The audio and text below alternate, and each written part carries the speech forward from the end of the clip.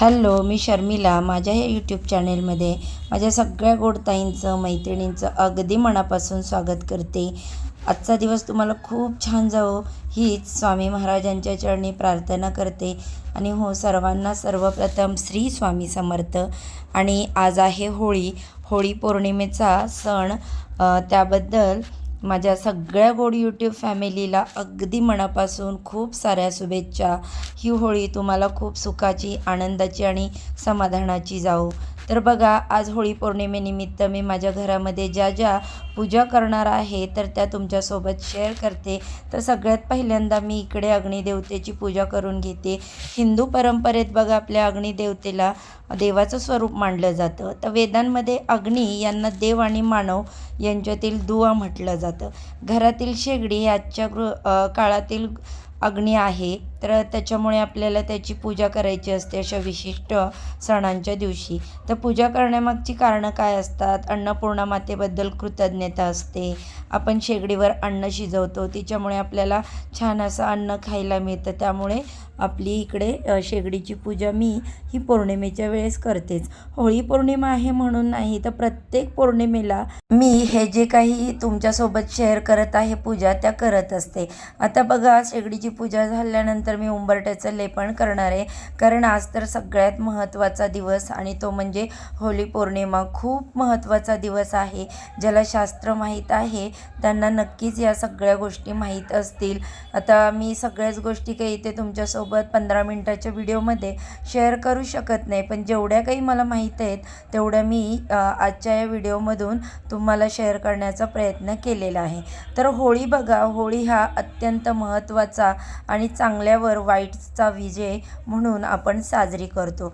तर आज होळी पौर्णिमेच्या दिवशी मी माझ्या घरामध्ये हे असे सगळे जे काही छोटे मोठे उपाय आहेत ते करते आणि ते तुमच्यासोबत शेअर करणार आहे. ज्याला माहीत नसेल ते नेक्स्ट टाईमपासून म्हणजे पुढच्या वर्षीच्या होळीपासून तुम्ही नक्की करू शकता. आता इथे बघा, उंबरठ्याचं मी पूजन करून घेतलं. नेहमीप्रमाणेच उंबरठ्याच्या मधोमध आपल्या अष्टलक्ष्मीचं स्थान असतं आणि लक्ष्मीला प्रिय कमळ आहे म्हणून मी तिथे मधोमध कमळाची रांगोळी काढते. तर रांगोळीवरती हळदी कुंकू अर्पण, अक्षदा केल्या. त्याच्यानंतर माता लक्ष्मीला अक्षदा अर्पण केल्या, धूप दीप ओवाळून घेतला आणि उंबरठ्यावर देखील दिवा लावला. तर बघा, त्यानंतर माझं इकडे तुळशीचं पूजन मी तुमच्यासोबत शेअर करते.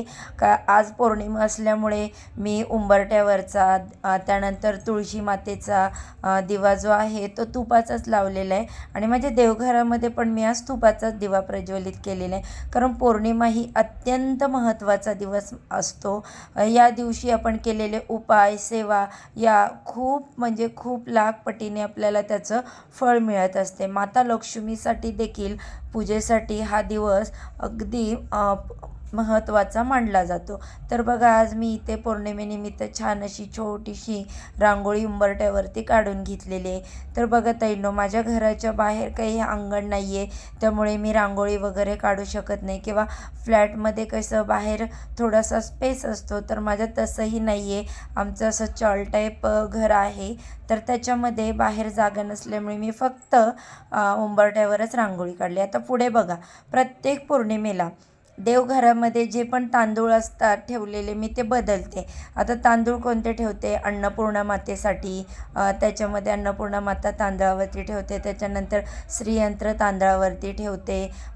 त्यानंतर बघा, जो आमचा कुलदेवीचा कलश असतो तो तांदळावरती असतो.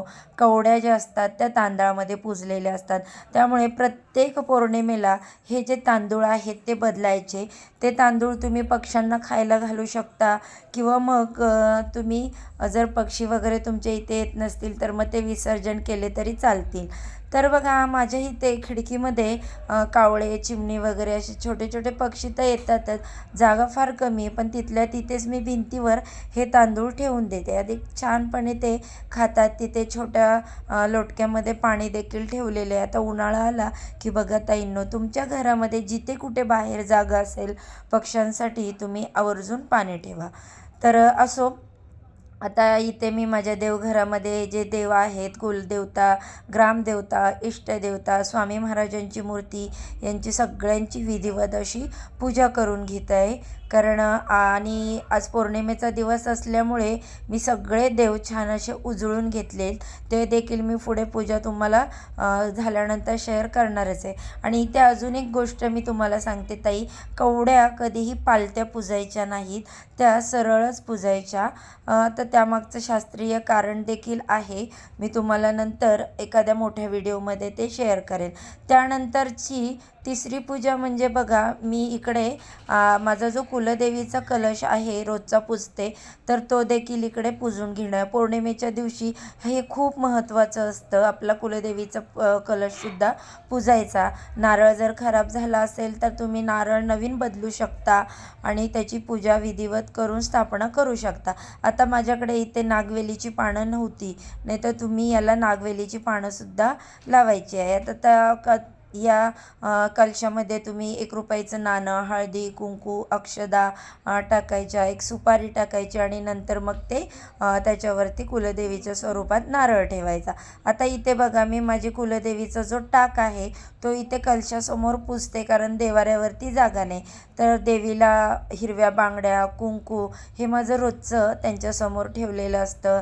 देवीला देखील तुपाचा दिवा लावला. आता सगळी पूजा झाली माझी आणि सगळ्या देवांना मी नैवेद्य अर्पण करून धूप दीप ओवाळून घेतलं. तर अशा पद्धतीने आता घरातील विधिवत देवांची पूजा झाल्यानंतर बघा, माझ्या देवघरामध्ये बाकी सगळे देव होते पण कासव नव्हतं. तर मी आज इथे कासवाची स्थापना करणार आहे. तर कासव का आपल्या देवघरामध्ये पूजलं जातं? तर बघा, याच्यामागे धार्मिक कारण हे आहे की हिंदू पुराणानुसार भगवान कूर्म अवतार हे विष्णू यांचे दुसरे अवतार मानले जातात. समुद्र मंथनाच्या वेळी त्यांनी कासवाचे रूप धारण करून पर्वताला आधार दिला, त्यामुळे कासव धैर्य, आधार आणि संरक्षण याचे प्रतीक मानलं जातं. वास्तुशास्त्रात कासव सकारात्मक ऊर्जा आकर्षित करतं आणि नकारात्मक ऊर्जा कमी करतं, म्हणून विशेषतः घरामध्ये पितळ आणि चांदीचे कासव पूजण्याची प्रथा आहे. त्यामुळे बघा, कासव नेहमी पूजायचं आपल्या देवघरामध्ये आणि त्याचं तोंड देवाकडे असावं. त्यानंतर इथे कुंकुमार्चन देखील मी करून घेतलं श्रीयंत्रावरती आणि त्यावेळेस 11 वेळा तुम्हाला 99 मंत्राचा जप करायचा. लक्ष्मी प्राप्तीसाठी, लक्ष्मी स्थिरतेसाठी खूप महत्त्वाचं हे मानलं जातं. त्यानंतर बघा, पौर्णिमेच्या दिवशी आपल्याला अन्नपूर्णा देवीची देखील अशी पूजा करायची असते. त्यांना तांदूळ अर्पण करायचे असतात, यामुळे त्यांच्याबद्दलची कृतज्ञता व्यक्त होते. त्यानंतर आपल्याला दानधर्म करण्याचे महत्त्व कळते. तर बघा, अशा पद्धतीने माझी सगळी पूजा झालेली आहे, ती मी तुमच्यासोबत शेअर करते.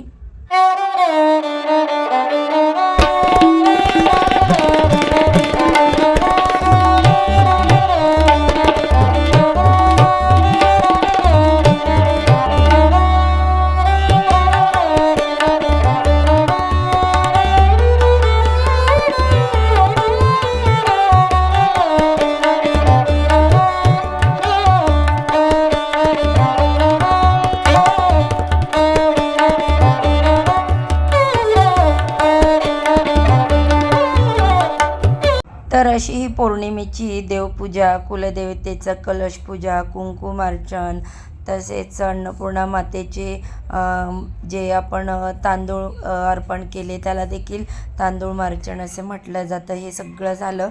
आता त्याच्यानंतर म्हटलं चला जेवणाची तयारी. आता बघा, ह्या पूजेला मला अगदी 2-2.5 तास गेले. आता तुम्हाला फक्त इथे एक 5 मिनटात मी ते शेअर केलं, पण म्हटलं आता श्रीचा पण स्कूलचे टाईम झाला होता आणि त्याचा हट्ट होता, मम्मी मला आज डोसा हवा आहे टिफिनसाठी.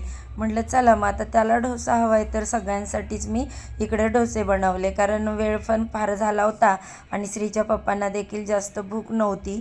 ते म्हटले पूर्ण जेवण काय आज तयार नको करू, त्याला डोसे हवेत तर आम्हाला पण डोसेच बनव. मग म्हटलं चला, मी इकडे चटणीची देखील तयारी करत आहे. लागलेच मी इकडे डोसा घालून घेतला तव्यावरती आणि तोपर्यंत लगे हात इकडे चटणी करणार. तर चटणी बघा, मी त्यासाठी ओला नारळ, थोडीशी त्याच्यामध्ये आलं टाकलं, त्याच्यानंतर जशी तिखट चटणी हवी त्यानुसार हिरव्या मिरच्या घेतल्या. त्यानंतर बघा याच्यामध्ये ही जी भाजलेली डाळ असते ती देखील मुठभर टाकायची, त्यामुळे चटणी जी आहे ती पाण्यासारखी होत नाही. म्हणजे आपण जे खोबरं बारीक केल्यानंतर एका साईडला पाणी निघतं तर त्या टाईपनी होत नाही, ती चांगली घट्ट आणि मिळून येते. बघा अशा प्रकारे आता चटणी मी बारीक केलेली आहे. अजून त्याला तडका द्यायचा आहे. तोपर्यंत इकडे मगाशी घातलेला तव्यावरती डोसा भाजून झालेला आहे. म्हटलं चला आता पटकन श्रीला खायला देणार आणि नंतर मग त्याच्या टिफिनसाठी पुन्हा डोसे मी इकडे तयारच करून घेते. तर लगेचच आता इकडे चटणीला फोडणी द्यायच्या अगोदर बघा एक डोसा तयार झाला होता. तवा रिकामा झाला की दुसरा डोसा मी त्याच्यावरती घालून घेतला. अशी पटापट मी लगे हात अशी 2-2 कामं करतच होती. तर आता इथे जी चटणी बनवली त्याला तडका देण्यासाठी तेल गरम करायला ठेवलं तडका पॅनमध्ये आणि अगदी साधीसुधी अशी याला फोडणी असते राईची, म्हणजेच कढीपत्ता आणि मोहरी बोलतो आपण त्याला, त्याची फोडणी असते. तर हे सगळं मिक्सरच्या भांड्यातून मी वाटण काढून घेतलं एका टोपामध्ये. छान असं त्याला तडका दिला. मस्त अशी खमंग चटणी नारळाची तयार झालेली आहे. आणि डोसे पण असे एवढे छान होतात ना, म्हणजे क्रिस्पी. पण मी हे घरी पीठ तयार केलं होतं, त्या दिवशी तुमच्यासोबत शेअर केलं होतं. तर मी म्हटलं आता याचे काय काय मी रेसिपी बनवेन तर शेअर करेनच. तर डोसे बनवलेले आहेत मी आज. तर बघा विकतचं पीठ आणलं ना तर त्याचे डोसे एवढे क्रिस्पी होत नाहीत, पण आपण घरी जर तयार केलं तर छान होतात. आता हा टायमिंग आहे, सगळं जेवण वगैरे झालं की दुपारी 3-3:30चा टायमिंग. म्हटलं आता बघा संध्याकाळी होळीची गडबड, होळी 7:30 वाजताच पेटते. तर आपण पटकन जेवण अगोदर तयार करावं, पुरणपोळीचं जेवण. त्यामुळे लवकरच जेवणाला लागले होते. तर इकडे मी जो डाळीचा कुकर आहे तो पहिल्यांदा लावून घेतला. तर बघा आता पूर्ण असं मी पुरणपोळीचं जेवण काही कसं बनवलं ते काही तुमच्यासोबत शेअर केलेलं नाही. मागे एका व्हिडिओमध्ये जी आपली गुरुवारची पूजा होती त्यावेळेस मी ते सगळं शेअर केलं. तर आता इथे मी तुम्हाला शॉर्टकटमध्ये दाखवते.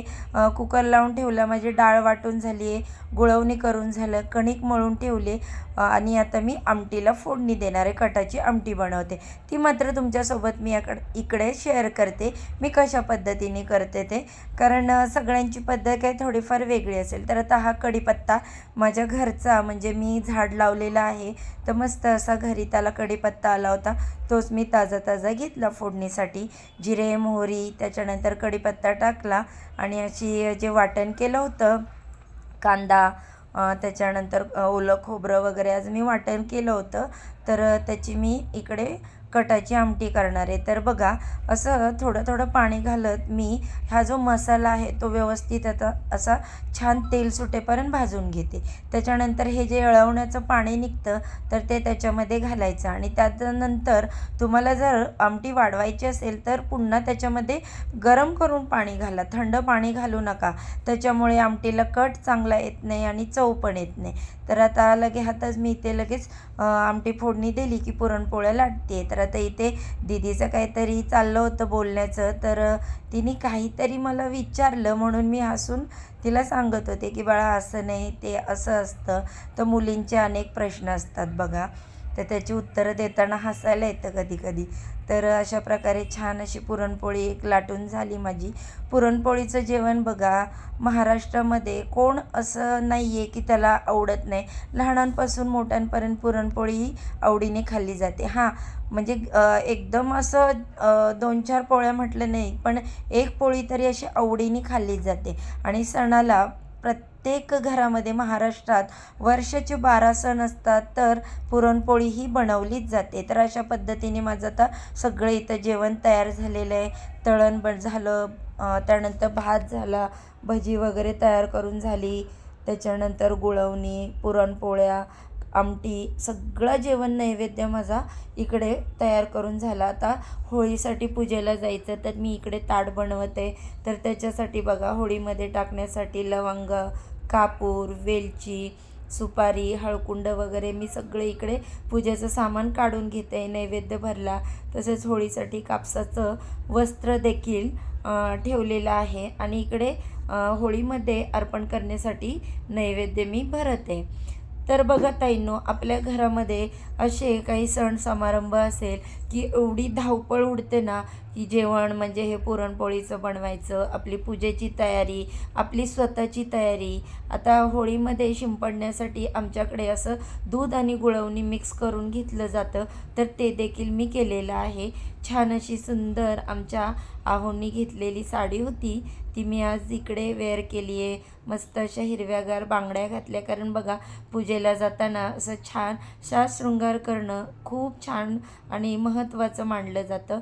आणि चौमुखी दिवा महत्त्वाचा, तो देखील मी इकडे पूजेसाठी घेतला. आता आम्ही होळीसाठी निघालो आहोत, सगळी फॅमिली आमची पूजा करण्यासाठी निघालेली आहे. तर चला मी तुमच्यासोबत आता शेअर करते. इकडे आता होळी पेटलेली आहे आमची आणि आम्ही पूजा करत आहोत. तर बघा ताईंनो, होळी दहन का केलं जातं? चांगल्यावर वाईटाचा विजय म्हणून होळी दहन केलं जातं. तर आपल्या आयुष्यातील सगळे नकारात्मक दोष होळीमध्ये नारळाच्या स्वरूपामध्ये, ह्या वस्तू ज्या काही असतात त्याच्या स्वरूपामध्ये जाळल्या जातात. तर माझा हा दुसरा जो यूट्यूब चॅनेल आहे त्याच्यावरती मी संपूर्ण सणांची माहिती देत असते. तुम्ही तिथे जाऊन देखील बघू शकता. या चॅनेलवरती मी पूर्णपणे सगळं काही अपलोड करू शकत नाही. तर कसा वाटला व्हिडिओ? आवडला तर नक्की लाईक करा. सर्वांना बाय.